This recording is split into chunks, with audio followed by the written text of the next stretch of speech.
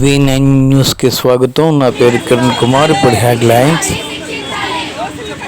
విశాఖలో విద్యార్థిపై అత్యాచారం చేసిన వాళ్ళని కఠినంగా శిక్షించాలని జీవీఎంసీ గాంధీబొమ్మ వద్ద ధర్నా చేశారు ఇతర సంఘాలు.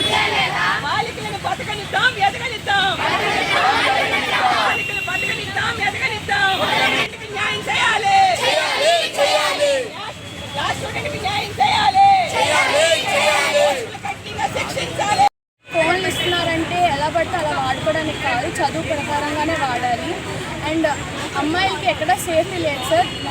ఎక్కడికైనా వెళ్ళాలంటే చుట్టూ ఉన్న వాళ్ళు ఎప్పుడు ఏం చేస్తారో ఎవరికి తెలియట్లేదు.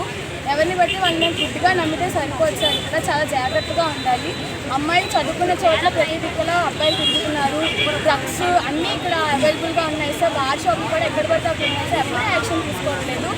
ఒకళ్ళ పట్ల యాక్షన్ తీసుకుంటే మిగతా కూడా భయపడతారు తప్పు చేయాలంటే.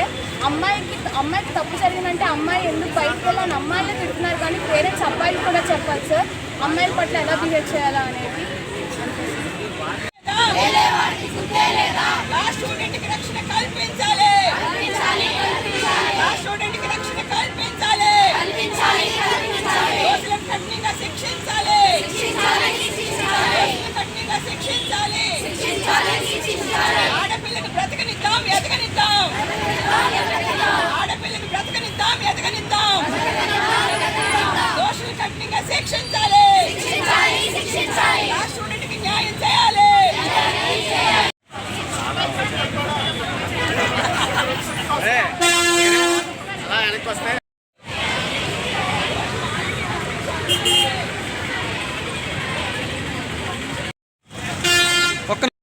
నా పేరు అనుష్క. నేను శ్రీ చైతన్య జూనియర్ కాలేజ్ నుంచి రావడం జరిగింది.